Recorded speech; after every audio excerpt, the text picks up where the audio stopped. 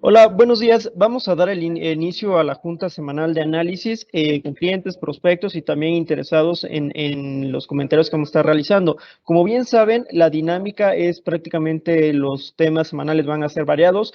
En el día de hoy vamos a estar platicando y comentando qué es lo que está ocurriendo con Evergrande y cuál sería nuestra perspectiva. Ya el día de ayer, dentro del comentario semanal que se realiza de forma interna, estábamos comentando diversos puntos que posiblemente estarían dando lugar a que la volatilidad que se venía registrando en mercados financieros pues empiece a estabilizarse acorde a algunos de los señalamientos que vamos a estar comentando. Segundo punto es preguntas y solicitudes. Ya tenemos habilitado en la caja de preguntas, en donde si surge alguna inquietud, alguna consulta, algún tema en particular, pues vamos a tratar de dar respuesta en la medida de lo posible a dichos comentarios. El otro punto es que en la Junta los canales de comunicación pues van a permanecer cerrados y realmente la dinámica es que siga siendo un tema ejecutivo, que demoremos alrededor de unos 20 minutos en realizar las juntas, pero que si hay la necesidad o hay distintas inquietudes que en este momento pudieran resultar de interés, pues también las estaríamos resolviendo. Pues muy bien, comencemos. El primero es que el caso de Evergrande es un riesgo sistémico, es la pregunta que se está realizando los distintos inversionistas, los mercados, y esto qué implicaría para nosotros dentro de las decisiones, si vamos a ver un tema más de volatilidad, si estaremos viendo también un tema, digamos, ajustes en las perspectivas de crecimiento tanto de los países, de México o también para los activos financieros como las acciones. El segundo punto es qué está ocurriendo con el tipo de cambio, cuáles han sido los factores un poquito que han estado interfiriendo, han sido catalizadores negativos para ver presiones, mucho ligado hacia el tema del caso Evergrande, pero también a lo que vamos a estar realizando el día de hoy para que tengan un view de lo que estarían presentándose en la Reserva Federal, en su declaración tanto de política monetaria como de proyecciones. El tercer punto, la recuperación económica. Esto, como lo hemos venido platicando durante juntas pasadas, ha sido una recuperación económica heterogénea. O sea, estamos viendo que algunos sectores han mostrado un mayor dinamismo que otros y que pues eventualmente esto estaría conllevando de que realmente los niveles operativos prepandemia pues pudieran demorar un poco más. ¿Cuáles han sido los bullets semanales? Creo que el primero es han sido semanas de datos de inflación. En el caso de Estados Unidos sí han salido datos de inflación ligeramente arriba. El primer punto con el que inició es Evergrande, también una compañía china que ha sido preponderantemente fuerte dentro del sector inmobiliario, está en una situación de liquidez. Creo que eso fue el punto que ha estado moviendo los mercados. También el día de ayer la OCDE, la Organización para la Cooperación y el Desarrollo Económico, mandó sus estimaciones de inflación y también de perspectivas económicas. Lo que ellos están sugiriendo es que los distintos bancos centrales alrededor del mundo tienen que empezar a tomar medidas un poco más estrictas o restrictivas para tratar de contener los movimientos inflacionarios que se están presentando en México, en Europa, en Estados Unidos, en Latinoamérica y en general en el mundo. ¿Por qué?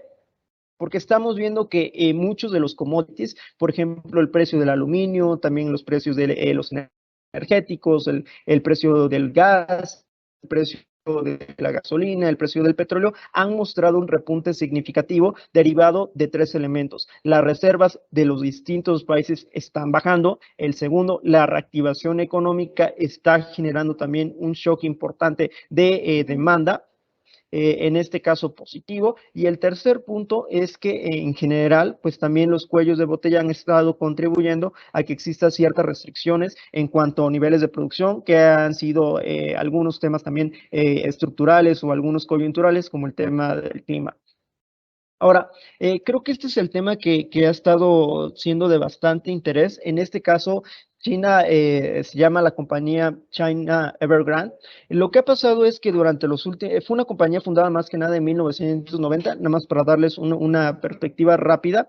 Esta compañía fundada en 1990, durante los últimos 20 años, ha llevado un desarrollo bastante intensivo en cuanto a centros comerciales, en cuanto a lugares recreativos, en tanto estadios, en cuanto a complejos industriales, y todo esto ha sido encaminado o ha sido impulsado en buena medida por procesos de apalancamiento financiero. ¿Qué quiere decir esto? Pues que eventualmente para llevar a cabo este crecimiento ha tenido que acudir a acreedores, ya sea bancos, ya sea instituciones de financiamiento, ya sea también algunos instrumentos como bonos, para poder llevar a cabo todos estos proyectos. Entendiendo esto, realmente el tamaño de la deuda podría sugerirse o señalarse de que efectivamente es la inmobiliaria más endeudada en el mundo. Entonces, ya entendiendo que los pasivos equivalen más o menos a 305.000 millones de dólares, en 2020 eran 250.000 en tamaño de pasivos totales en moneda, en dólares, pasado, supongamos, de la moneda local hacia dólares, estaríamos entendiendo que realmente ha habido una presión importante. Ahora, si ya tenemos esta primera perspectiva en donde realmente el apalancamiento financiero fue fuente importante de crecimiento de la empresa y que también la estabilidad en general del país permitía seguir cumpliendo estas obligaciones, lo que ha ocurrido actualmente es si ahora China, los distintos indicadores económicos, por ejemplo, de manufacturas, por ejemplo, de servicios, están mostrando una desaceleración. Y segundo punto, también igual de importante, durante meses pasados lo que ha hecho el gobierno es empezar a restringir hasta cierto punto procesos de liquidez o de créditos específicamente al sector inmobiliario porque,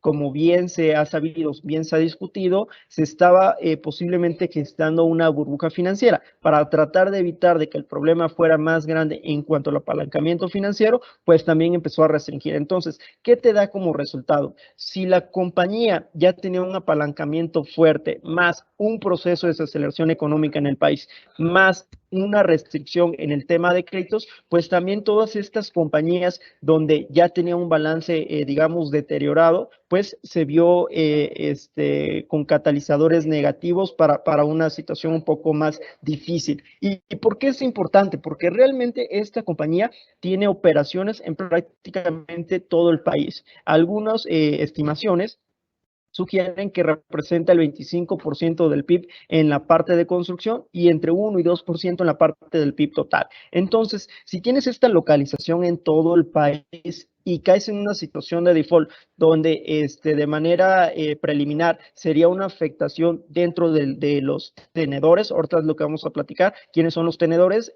El segundo punto es que si no tiene la capacidad para continuar con los proyectos que ya venía realizando o que se quedaron parados, y el segundo es una situación un poco más complicada en donde tuviera que realizarse un cierre de operaciones, también estaría gestando un impacto económico al tener una disminución en los ingresos de las personas que se encuentran ligados de manera implícita a estas actividades, pues también estaría sugiriendo este proceso. Entonces, ¿cómo lo ha percibido el inversionista? Aquí vamos al segundo punto.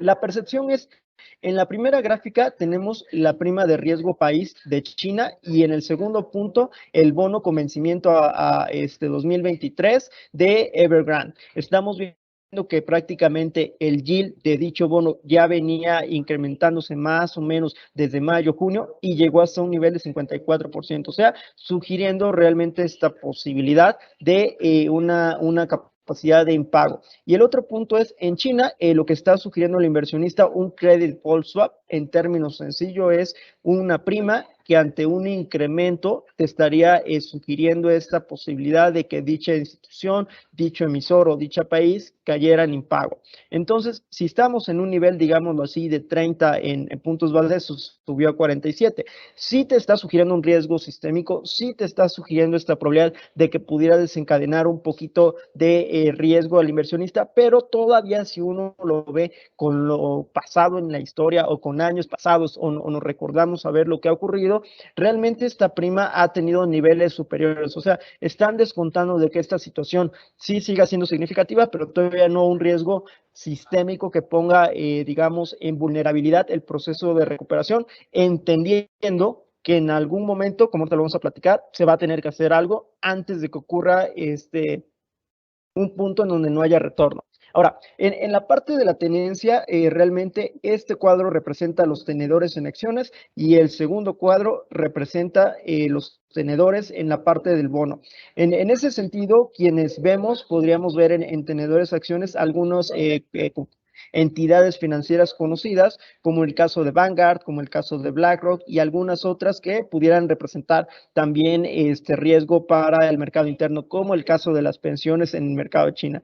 En el caso de los bonos, por ejemplo, los tenedores son UBS, es BlackRock, también pensiones del gobierno, instituciones del gobierno, Royal Bank of Canada, Invesco, BNP Paribas. O sea, en general lo que estamos viendo es si esta situación de default estaría generando una mayor presión por, digamos, relaciones financieras y de bancos, pero en general el riesgo también más importante podríamos encontrarlo aquí. Si fuera esta situación de que efectivamente el gobierno no decidiera llevar a cabo una política de rescate. Afortunadamente, no es plenamente que la volatilidad va a desaparecer ni que este riesgo ya desapareció, pero la empresa emitió un comunicado en donde dijo que está en un plan de reestructura para alguno de los tenedores de bonos locales, y esto te podría estar dando un señalamiento de que en el corto plazo pudiera haber esta posibilidad de reestructura. El riesgo, lo que sí queremos mencionar, no ha desaparecido, pero es un primer paso que probablemente podría estar limitando niveles de volatilidad más altos. Y bueno, antes de llegar a ese punto de qué estaremos viendo nosotros, hay que entender este escenario de que pudiera ser, digamos, el más complicado y por qué también hubo cierto nerviosismo. Entendiendo de que China es una de las economías más importantes en el mundo y que también genera este dinamismo, ya sea de que si China está creciendo, pues también el PIB mundial tendría que estar creciendo. ¿Por qué? Por tema de exportaciones y por tema de importaciones. Cuando uno ve la balanza o más bien el comercio total que tiene con China, su principal socio es Estados Unidos. ¿Y a quién está comprando más? A Japón, a Estados Unidos, Australia, Alemania, Brasil y bueno, todos estos países. Entendiendo de que si fuera una situación que cayera plenamente en impago y que también tuviera que cerrar los proyectos de desarrollo o también despedir a las personas, etc., etc., lo que estaría generando es probablemente una desaceleración en el país y con ello en el tema de importaciones estaría comprando una menor cantidad, un menor volumen a Estados Unidos. Entonces, ese podría entenderse como un riesgo sistémico, algo que está fuera de nuestras manos, pero que efectivamente tiene impactos dentro de la dinámica en general. Dicho esto, si estaríamos entrando en una posibilidad donde Evergrande tuviera que cerrar de manera total dichas operaciones, pues también a lo mejor las perspectivas y muy probablemente las perspectivas de Estados Unidos tendrían que ajustarse a la baja, si ellos tendrían que bajar el nivel de producción para tratar de compensar lo que estarían perdiendo a través de las importaciones chinas. Entonces, esto también nos da señales un poco claras de por qué hasta cierto punto consideramos que debería permanecer cierta limitación en los riesgos. Por un lado, si hay riesgo sistémico, eso lo podemos entender y comprender de por qué el mercado se agitó durante días pasados. Un default y cierre general de la empresa estaría generando este riesgo, que sería de carácter económico y también sería de carácter financiero por las relaciones comerciales que existen en el país y lo que estaría generando, entendiendo el nivel del tamaño que representa Evergrande para la economía y también particularmente para el sector de infraestructura. Pero aquí vamos a un punto importante. La prima de riesgo, si uno ve, sí se incrementó, pero no representó una situación de pánico, por lo menos para los inversionistas. Esto entendiendo de que el gobierno chino muy probablemente no estaría permitiendo un riesgo sistémico. Si ya tienes que tu economía está en desaceleración económica y que durante los meses pasados lo que ha estado haciendo es que a través del Banco Central de China ha tenido que incrementar nuevamente la inyección de liquidez, y también permitirles que en México se conoce como el encaje bancario, pero en China estaría permitiendo que nuevamente los bancos empezaran en procesos de crédito, pues ya estaría hasta cierto punto tratando de combatir. Al ver esta situación de que si efectivamente puede representar un riesgo sistémico en un entorno o en una coyuntura donde probablemente ya está en desaceleración, pues debería de interferir. ¿Cómo? A través de una posible estructura de pagos, cosa que ya anunció para los bonos de vencimiento del 23 de septiembre o ciertos apoyos limitados, tratar de limitar el riesgo. Entonces, por lo tanto, sí debe de prevalecer el riesgo, probablemente la volatilidad en activos financieros, estaríamos viendo que posiblemente se estabilice, pero permanecería un riesgo sistémico que todavía estaría generando que haya nerviosismo dentro del mercado de los inversionistas. El segundo punto es, algunas personas lo comparaban, por ejemplo, con Lehman Brothers. Algo interesante de esto es que realmente los pasivos que tiene Evergrande son altos, pero corresponden a la mitad de lo que tenía Lehman Brothers. Entonces, ahorita donde, digamos, hasta cierto punto se identificó con antelación este riesgo, podría ser también un argumento más para que el gobierno decida tratar de limitar cualquier efecto negativo que podría desencadenarse sobre la economía. Un punto muy importante hoy es que vamos a tener reunión de la Reserva Federal. En ese sentido, lo que se está esperando es que ya inicien con algunas declaraciones de empezar a recortar la compra de bonos. En cuanto sea un poco más agresivo durante meses posteriores, es decir, que si ahorita están diciendo que van a comprar 120,000 y lo bajan a 110,000, pero realmente eso no es una reducción marginal, la volatilidad estable y el obvio. Pero en la medida que ajusten al alza los pronósticos de inflación y con ello tengan que reducir la compra de bonos, también estaríamos viendo un refortalecimiento gradual, por lo menos del dólar, y también cierto tema de aversión al riesgo en cuanto a activos, por ejemplo, en acciones, hasta que haya una mayor claridad de estabilidad. Ahora, en esta parte estamos viendo en la primera el tipo de cambio, se ha ubicado o estabilizado alrededor de un 20.07, un 20.03, entre un 20.20. Y esto en general no ha cambiado la perspectiva de los inversionistas o por lo menos de los especuladores sobre el peso en Chicago. Siguen estando en posiciones cortas esperando que en algún momento el tipo de cambio tenga que subir. Y esta razón tiene que ver más con factores externos que con factores internos. Ahorita como vamos a ver en las próximas gráficas, realmente en México sí ha habido una recuperación. Todavía no ha sido una plena en comparación a 2019, que podría catalogarse como niveles previos a la pandemia, pero en general ha habido un balance de riesgos estable. Estamos viendo que la balanza comercial sigue mostrando una tendencia positiva, particularmente por las exportaciones a Estados Unidos. Estamos viendo que las reservas internacionales, por estos mismos motivos, también se encuentran en expansión y que también hay flujos externos procedentes, por ejemplo, de remesas, que siguen siendo un papel fundamental para este desempeño positivo sobre el tipo de cambio. Ahora, hay que entender que lo que vimos en días pasados que estábamos, o semanas pasadas que estábamos en niveles de 1987 y nuevamente nos regresamos hacia un 2013, fue un proceso de fortalecimiento del dólar. Aquí tenemos el desempeño de las principales divisas del mundo con base el día de ayer, 21.09 del 21, y estamos viendo que ha habido un avance del dólar prácticamente contra la mayoría de divisas. Por ejemplo, contra la libra esterlina, contra el dólar canadiense, contra el zar ruso, contra el peso mexicano, el real brasileño. El índice del dólar ha avanzado 3.7% en lo que va del año y ha habido avances más significativos contra monedas fuertes, yen japonés, shekel, franco suizo y el euro. O sea, esto que está reflejando realmente una fortaleza del dólar, pero ya sea esta fortaleza es actual sobre la economía de Estados Unidos, pero también perspectivas. O sea, en un futuro la economía de Estados Unidos va a seguir en este proceso de expansión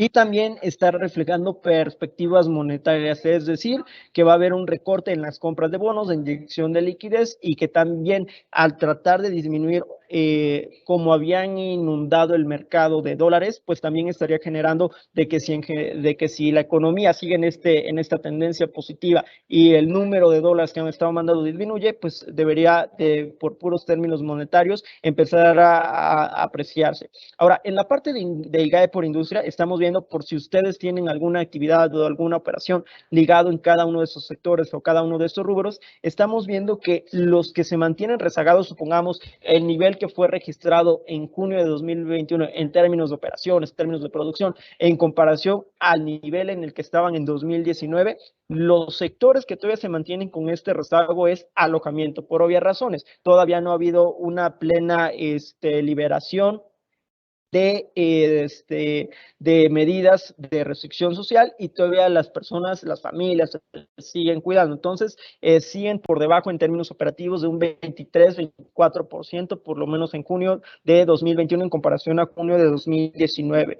Recreación es el mismo caso. Estamos hablando, por ejemplo, de cines, también de bares, también de tema de restaurantes, construcción todavía sigue este rezago, probablemente asociado a temas de que la mayoría de las personas también tuvo reducciones en los ingresos, también no se han reactivado plenamente, sí ha sido de los sectores que este año ha mostrado un impulso importante, pero todavía seguimos rezagados. En la parte de energía sigue rezagado, en la parte de minoristas, en manufacturas, ahí seguimos todavía en este proceso de expansión, pero ya estamos casi, digamos, al nivel. En transporte y almacenamiento, por obvias razones, la logística no ha parado, pero tal vez el transporte privado sí ha disminuido. El IGAE por servicios profesionales está ya prácticamente estable. Minería estamos tablas. En la parte de bienes raíces, que es más rentas y eso, ya estamos ahí ligeramente arriba. En la parte de mayoristas, arriba.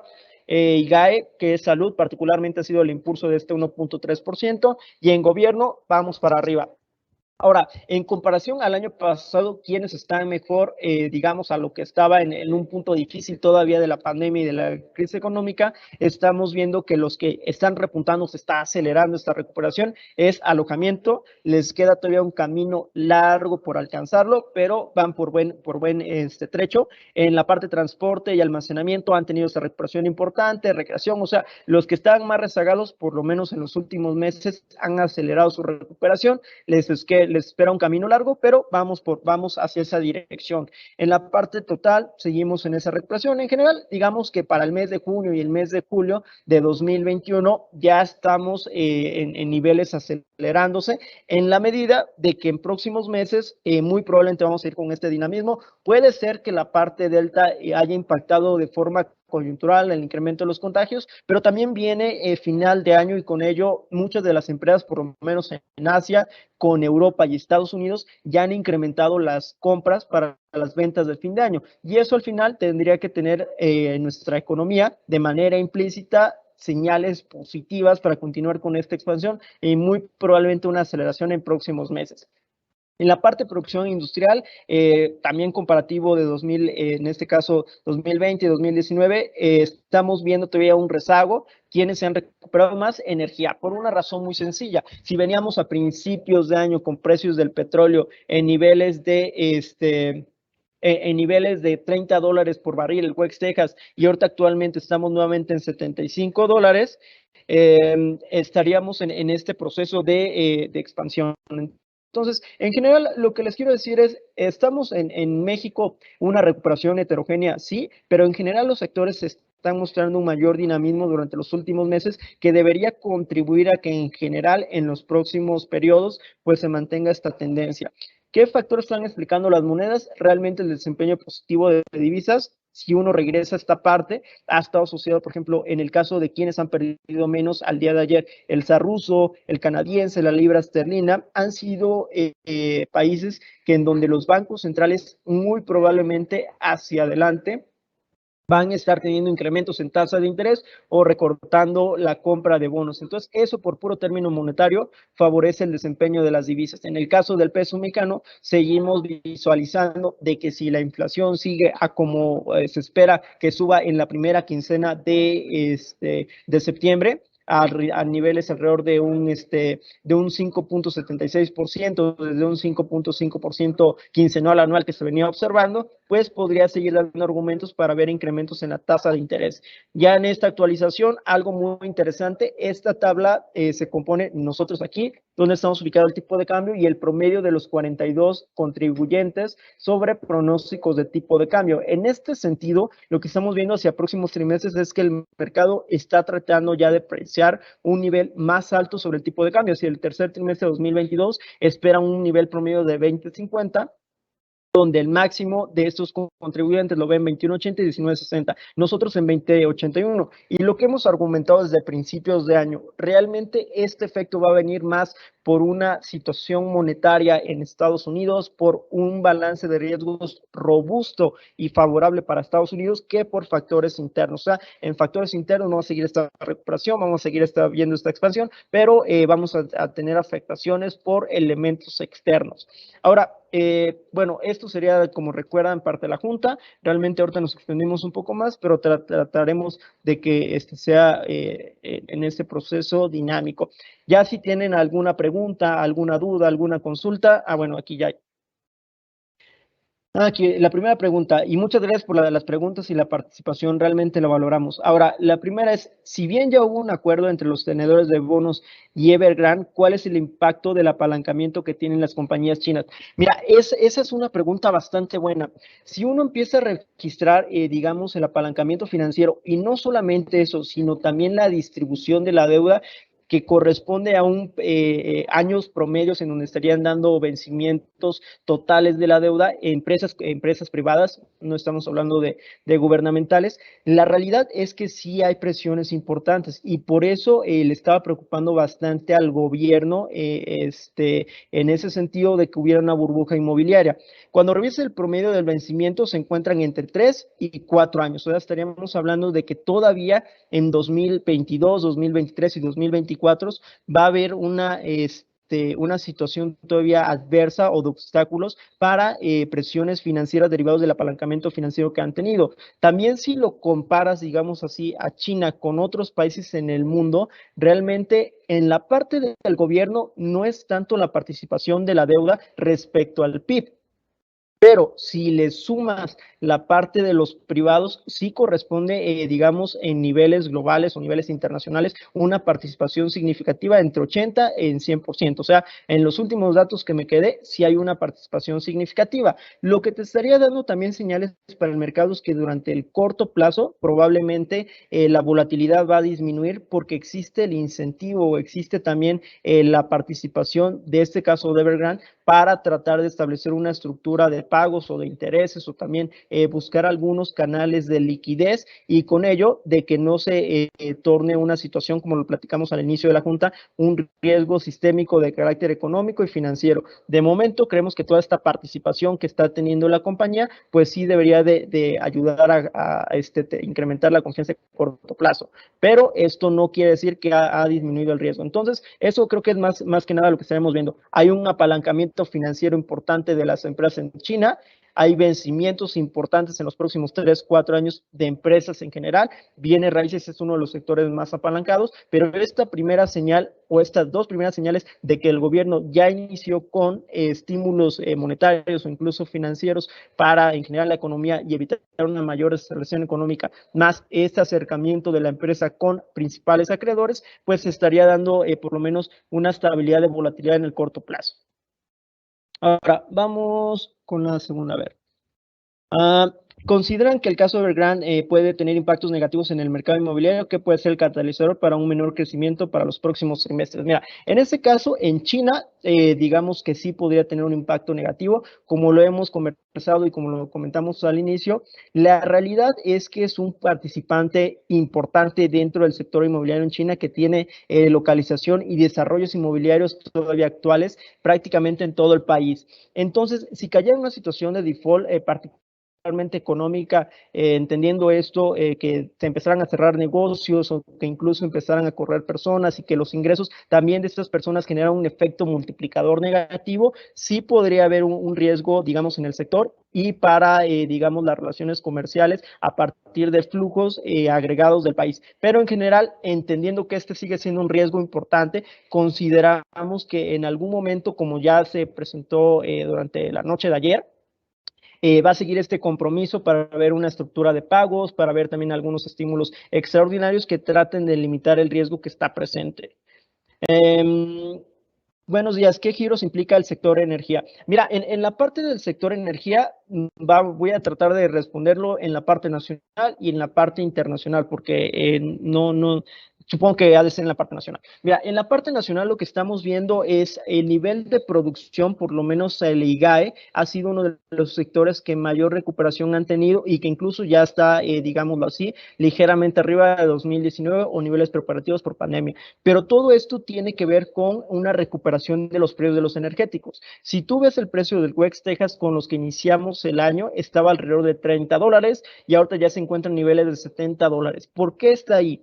Mira, han sido creo que 3 elementos. Primero, lo que ha estado impulsando cada semana es que las reservas de energía y de petróleo en Estados Unidos han estado disminuyendo. El segundo elemento que también ha contribuido es que realmente los indicadores económicos, por lo menos en Estados Unidos, en Europa, en China, si bien es cierto que están en desaceleración, por lo menos en Estados Unidos y en Europa, todavía se mantienen niveles altos. O sea, estamos viendo que indicadores que se calculan en niveles de 50 puntos para arriba te señalan expansión, pero están en 61 y bajaron a 58, te está dando señales de que todavía la economía sigue con este proceso de expansión y que por ende la demanda de energía sigue siendo fuerte. Otro efecto coyuntural que se ha presentado han sido las cuestiones climáticas. Si recordamos durante las semanas pasadas y los meses pasados en Estados Unidos, en lugares de producción del gas o también de gasolina o que era canales de distribución, tuvieron shocks importantes, ya sea porque hubo obstrucciones dentro de los canales, supongamos, de río y donde también se transportaba. Segundo, también porque hubo un tema de fríos que congelaron las tuberías. Todo eso de manera coyuntural favoreció. Y el tercero, que es el más importante, es que realmente los miembros de la OPEP están reanudando, digamos, en mayores niveles la producción global de barriles diarios de petróleo, pero no lo están haciendo de forma agresiva. Entonces, si estás teniendo todo este incremento en la demanda y realmente la producción o la oferta la permanecen controlada, pues sí ha habido una presión significativa para los precios del petróleo. Entonces, en general ha sido un elemento positivo para energía y también sería plausible decir de que los precios podrían seguir con cierta tendencia al alza, pero ya más estables. O sea, todavía estamos viendo esta versión en cuanto temas de riesgo en la medida de que si los bancos centrales van a reducir la liquidez, entonces si también van a empezar a subir tasas de interés, pues podría contribuir a tratar de enfriar un poquito más la economía. Ahora, y el cuarto punto es que están esperando pago el día de hoy, un adelantamiento del tapering. La verdad es que en este caso sí estaremos viendo una posible reducción en la compra de bonos. Probablemente va a ser un poco más marginal, mantener los 120,000 hacia el mes de noviembre o diciembre, tal vez reducir, pero va a ser muy importante los datos de inflación y las perspectivas, los pronósticos que tengan de los indicadores económicos. Si actualmente durante las juntas pasadas, digamos que 8 de los 18 o 17 estaban esperando incrementos en tasa de interés en 2022, que sigue siendo una minoría, la mayoría lo esperan en 2023, pero si los pronósticos económicos, por ejemplo, inflación, se ajustan al alza, puede ser que esta cantidad de personas o de gobernadores o formuladores de política económica que estaban planteando, digamos, en 2023, se agrupen en lo de 2022 y con ello, pues pueda generar un poco de volatilidad. Nosotros nos vamos a inclinar a que sí va a haber este anuncio de reducción en la compra de bonos, no va a ser algo agresivo de manera inicial y que segundo punto podríamos estar viendo a lo mejor perspectivas o pronósticos un poquito más ajustados al alza en el tema de inflación y a lo mejor cierta reducción en los pronósticos de crecimiento económico.